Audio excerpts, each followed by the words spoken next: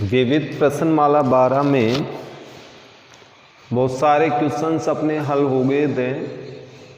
अब अपना question number 27 जिसमें ये दिया हुआ है कि दी गई आकृति में A B and C D वृत्त की दो जीवा हैं जो ए बिंदु पर प्रतिच्छेद करती हैं, तो सिद्ध कीजिए कोण ए से बराबर हाफ इनटू चाप सी एक्स ए द्वारा केंद्र पे अंतरित कोण और चाप डी वाई बी द्वारा केंद्र पे अंतरित कोण, ये हमें प्रूव दैट करना है।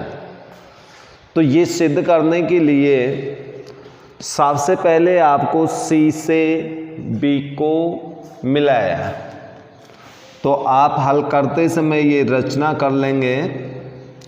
बी को सी से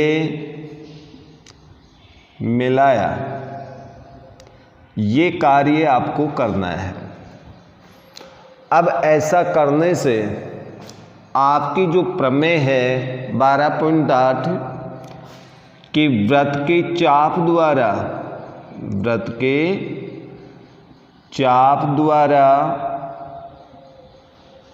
केंद्र पर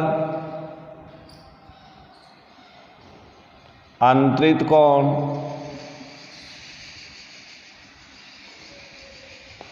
उसी चाप द्वारा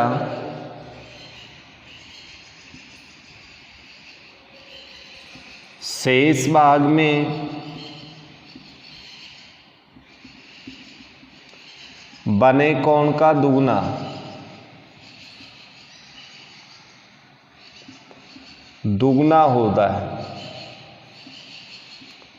होता है।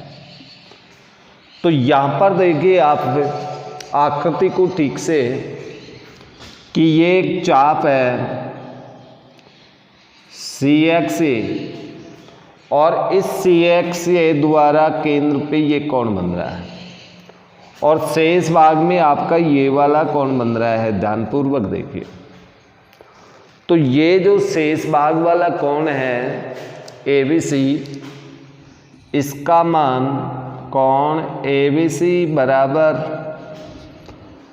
हाफ कोण केंद्र वाला, और केंद्र वाला कोण है ए ओ सी जो कि चाप के द्वारा अंतरित है 1 नंबर। फिर इसके बाद में दूसरा चाप देखिए आप, ये डी वाई डी बन रहा है, तो इसी चाप की बात कीजिए। इसके द्वारा केंद्र पे अंतरित कोण आपका है कोण डी सी बी बराबर हाफ कोण केंद्र वाला डी ओ बी, ये नंबर 2। तो यहां तक शायद किसी प्रकार की कोई दिक्कत नहीं होगी। अब इसके बाद में देखिए आपके पास एक ट्रायंगल बना है, इसमें ये त्रिभुज है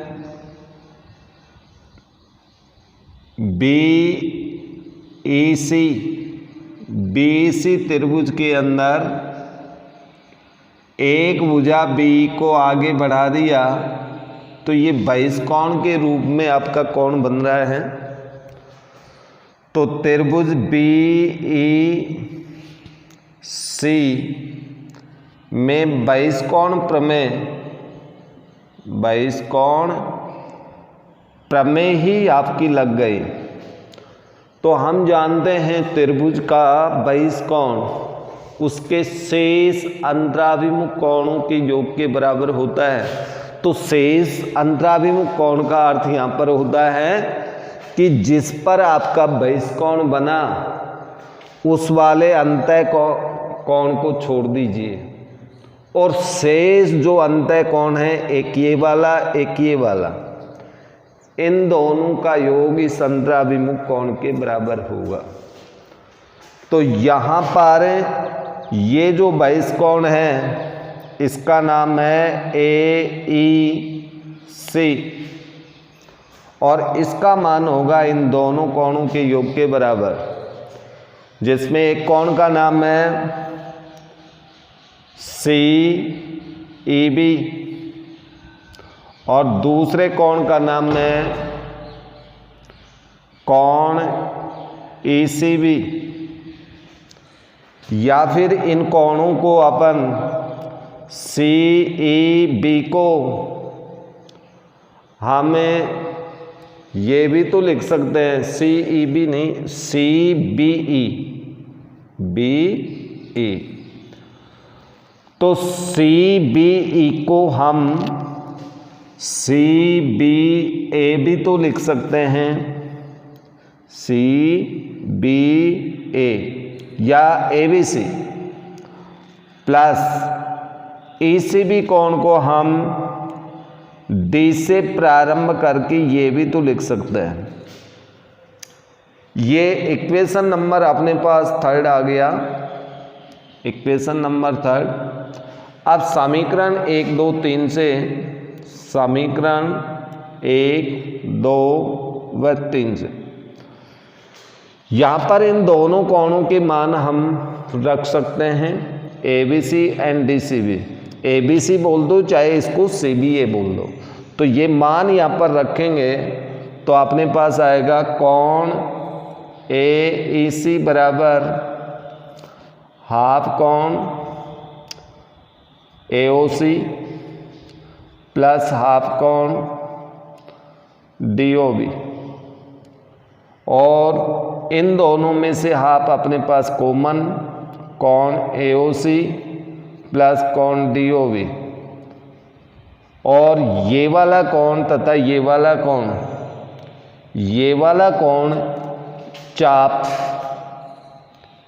चाप CXA द्वारा केंद्र पर अंतरित कोण है, प्लस ये वाला कोण अपन देखें तो ये कोण चाप DYB द्वारा केंद्र पर अंतरित कोण, और यही अपन को सिद्ध करना था, तो ये सिद्ध हो गया। तो इस प्रकार से अपन को सिर्फ एक रचना करनी पड़ेगी, इसमें B को C से मिलाया और अपने पास प्रमेय 12.8 का प्रयोग करते हुए तथा पूर्व कक्षा 9 की त्रिभुज के बहिष्कोण प्रमेय का प्रयोग करने से हमारे पास ये क्वेश्चन बिल्कुल सरलता के साथ सिद्ध हो जाता है। ओके, अब इसके बाद में नेक्स्ट क्वेश्चन अपन देखते हैं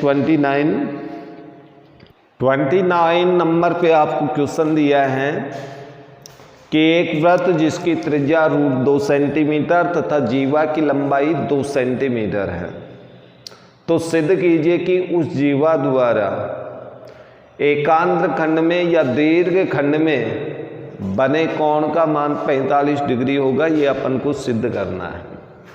तो अपन यहाँ पर ये मान लेते हैं कि वृत्त के अंदर एक जीवा AB है, त्रिज्याएं OA OB √2 हैं। तो इस जीवा के द्वारा वृत्त के दो भाग बनते हैं। जीवा के नीचे वाला लघु वृत्तखंड है, ऊपर वाला दीर्घ वृत्तखंड है। दीर्घ वृत्तखंड में हमने एक बिंदु C लिया और C पर इस जीवा से कोण बना दिया। इस C बिंदु वाले कोण का मान हमें 45 डिग्री सिद्ध करना है। अर्थात यहाँ पर अपन को ये सिद्ध करना है कि कोण ACB बराबर 45 डिग्री। और ये सिद्ध करने के लिए सबसे पहले यहाँ पर देखिए त्रिभुज AOB में यदि दो भुजाओं के वर्गों का योगफल तीसरी भुजा के वर्ग के बराबर आ जाए तो वहाँ पर बोधायन प्रमेय का प्रयोग हो जाता है। अर्थात वह त्रिभुज समकोण त्रिभुज हो जाता है और सबसे बड़ी भुजा के सामने वाला कोण ही समकोण होता है। तो यहाँ पर तीनों भुजाओं का वर्ग करके देख लेते हैं अपन। OA² बराबर हमें पता है 2 आएगा, OB² बराबर हमारे पास √2 का वर्ग 2 होगा, एंड AB का वर्ग बराबर हमारे पास 4 होगा।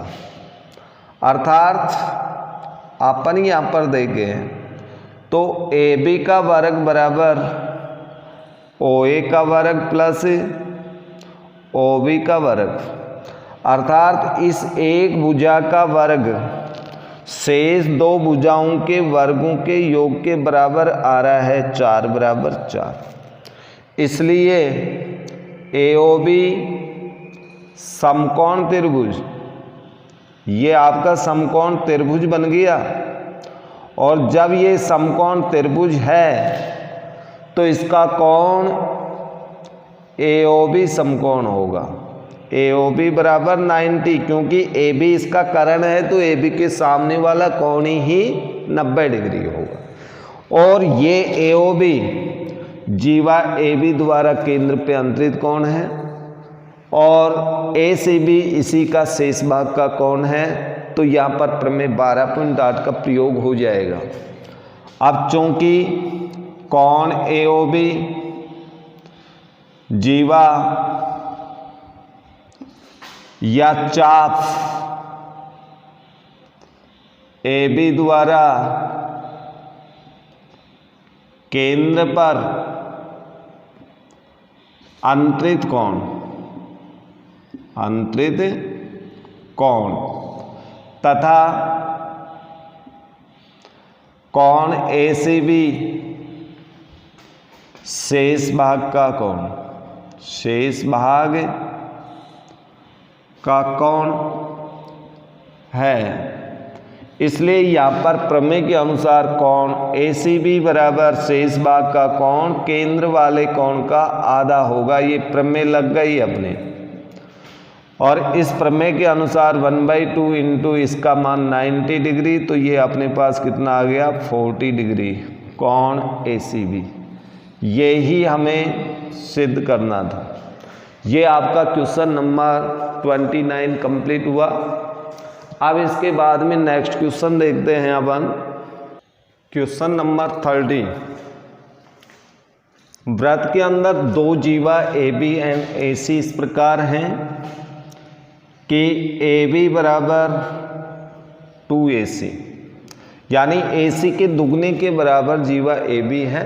अर्थात जीवा AB बड़ी है और जीवा AC छोटी है, लेकिन दोनों का उभयनिष्ठ बिंदु A ही है।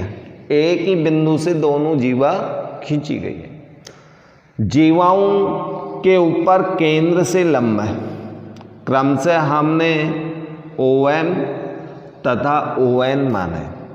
OM का मान आपको P दे रखा है, ON का मान लंब का मान Q दे रखा है, तथा वृत्त की त्रिज्या केंद्र से परिधि तक की दूरी त्रिज्या आपको R दे रखी है, जो कि हमने चित्र में चित्रानुसार मान लिया है। अब अपन को इसमें सिद्ध ये करना है कि 4Q² बराबर P² प्लस 3R²। तो ये सिद्ध करने के लिए यहाँ पर OM लंब AB तथा ON लंब AC, ये अपन ने ढाल रखा है। तो यहाँ पर आपकी एक प्रमेय लग गई कि केंद्र से जीवा पर ढाला गया लंब जीवा का समद्विभाग करता है। अर्थात AM का मान होगा वो हाफ AB के बराबर होगा, तथा आपके पास AN का जो मान होगा वो हाफ AC के बराबर होगा। इस प्रमेय के अनुसार ये समीकरण नंबर 2।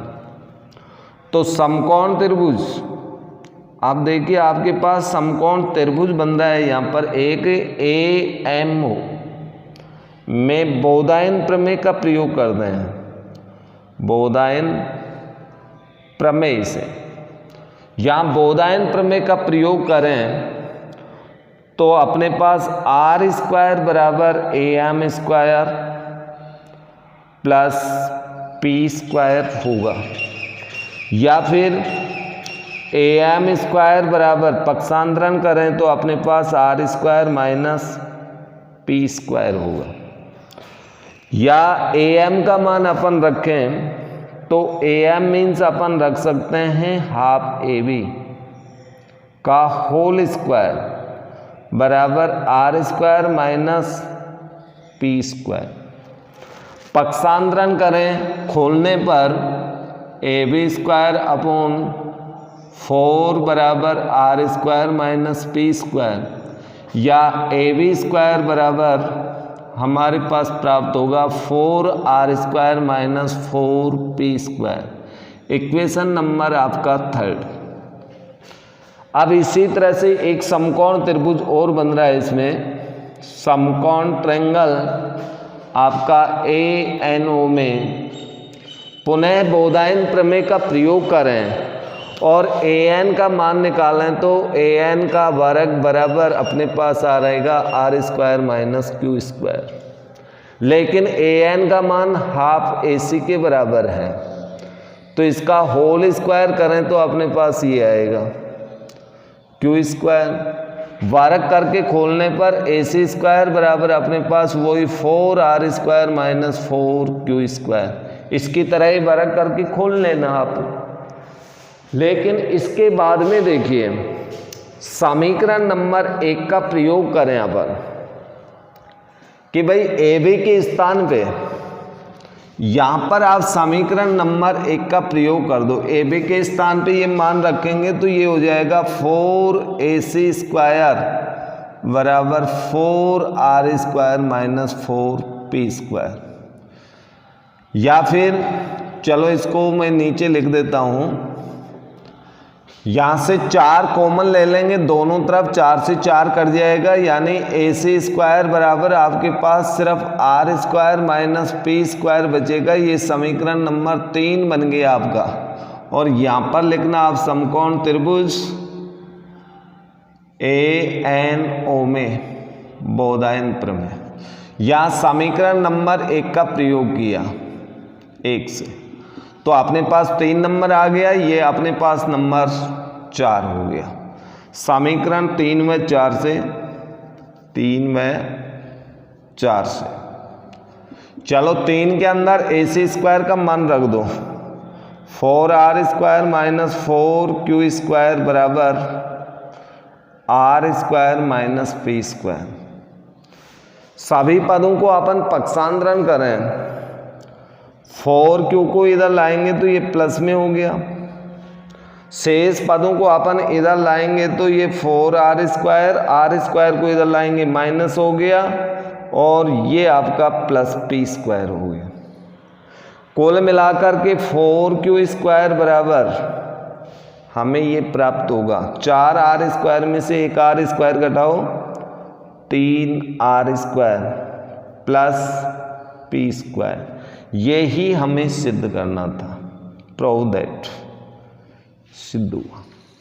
तो इस प्रकार से अपन इस प्रश्न को सिद्ध कर सकते हैं। यानी सिर्फ हमने क्या किया, केंद्र से जीवा पर डाला गया लंब जीवा को समद्विभाजित करता है, इस प्रमेय का प्रयोग करके एक समीकरण प्राप्त किया। फिर अपने पास समकोण ट्रायंगल 2 बन गए, ये बन रहा है, ये बन रहा है, दोनों में बोधायन प्रमेय का प्रयोग करके हमने समीकरण नंबर 3 और 4 प्राप्त किया। 3 में भी ए सी स्क्वायर का मान, 4 में भी ए सी स्क्वायर का मान। जब दोनों ए सी स्क्वायर हैं तो दोनों मान तो इक्वल होंगे, दोनों को बराबर करेंगे तो अपने पास ये समीकरण आएगी। इस समीकरण में आप पक्षांतरण कर दो, 4 क्यू स्क्वायर को एक तरफ ले जाओ, बाकी शेष मानों को दूसरी तरफ, तो अपने पास ये प्रूव दैट होगा।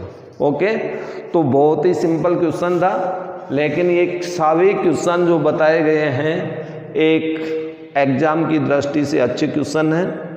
अब अपन नेक्स्ट क्वेश्चन देखते हैं।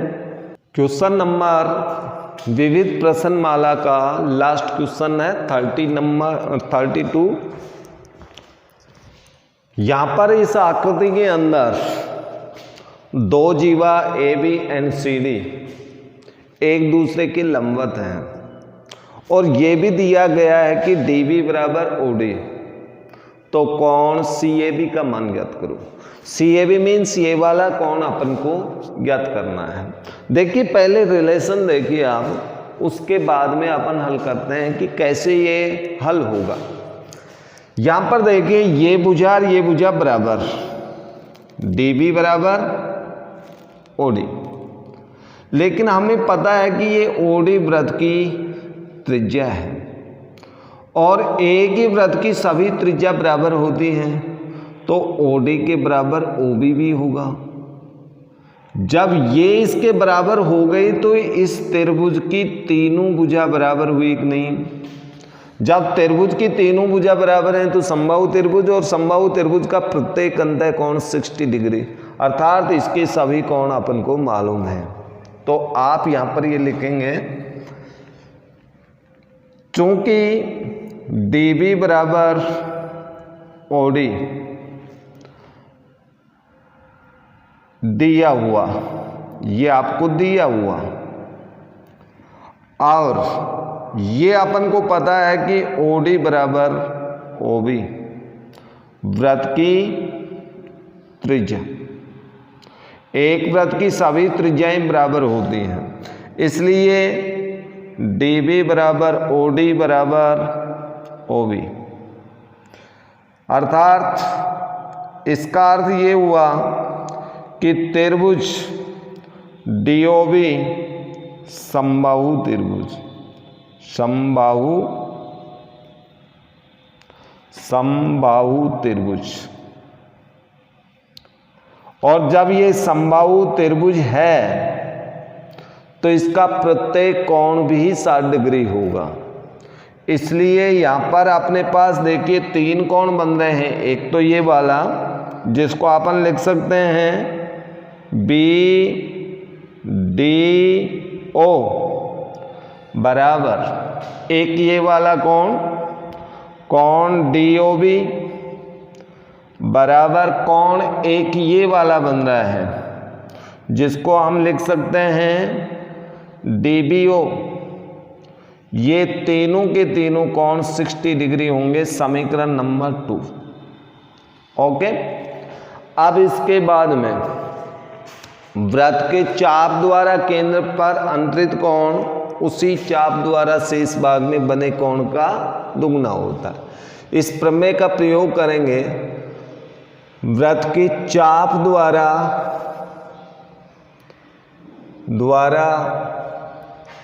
केंद्र पर अंतरित कोण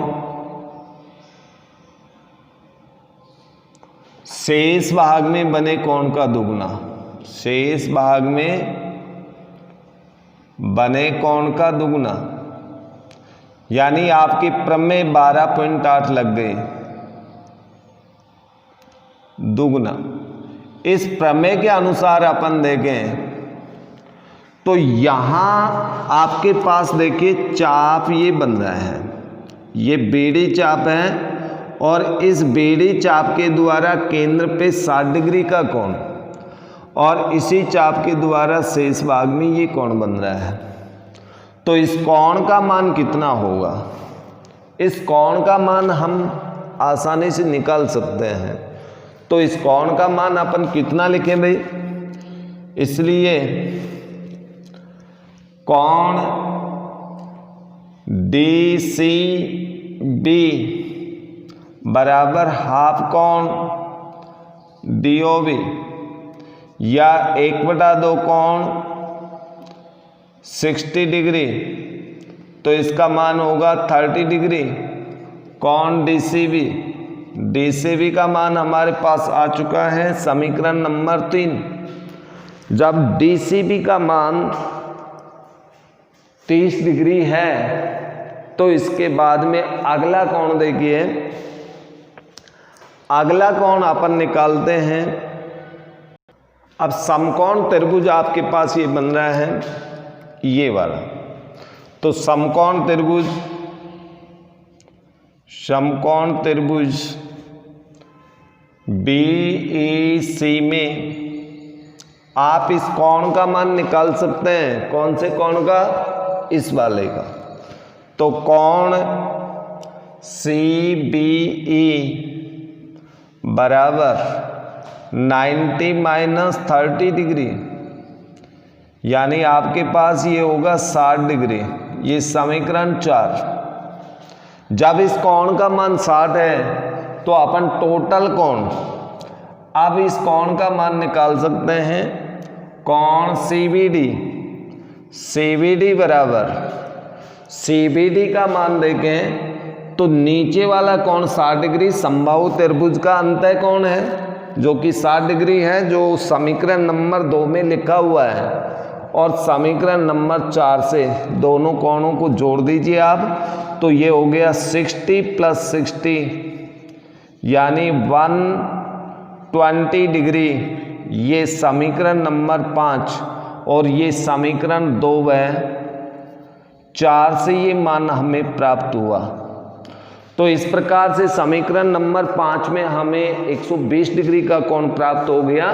तो अब इस त्रिभुज के अंदर, बड़े त्रिभुज में, त्रिभुज कौन सा, DBC के अंदर अपन इस कोण का मान निकाल सकते हैं। कौन से का,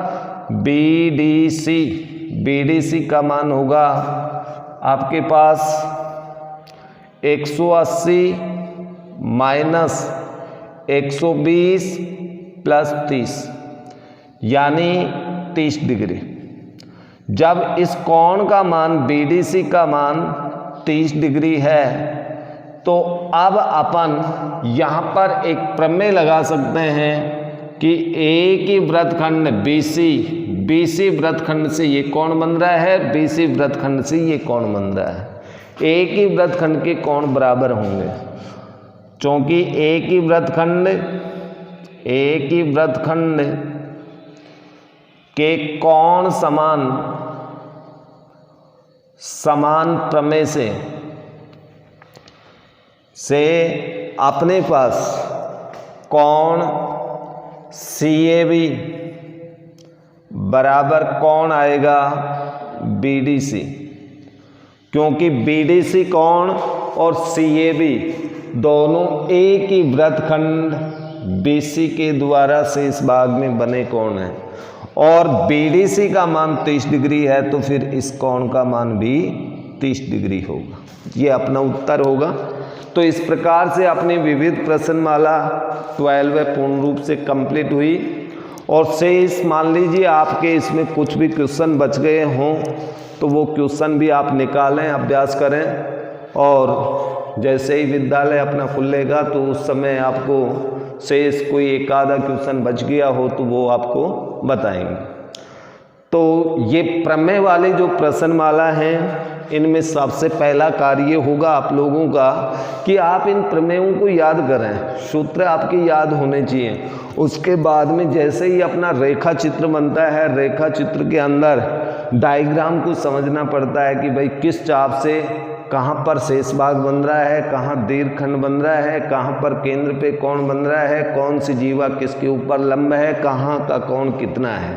तो ये सारी बातें आप समझें और अभ्यास करें तो आपके क्वेश्चन बहुत ही सफलतापूर्वक हल हो जाएंगे।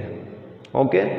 और आप लोग अभ्यास इस प्रमेय वाली प्रश्नावलियों के अंदर ऐसा लग रहा है कि काफ़ी कम कर दिया है, इसलिए ऐसा मत कीजिए, थोड़ा सा अभ्यास कीजिए। एक बार अभ्यास करके आप इनको निकाल लेंगे तो पुनः पढ़ोगे तो और अच्छा समझ में आएगा। Okay, thanks.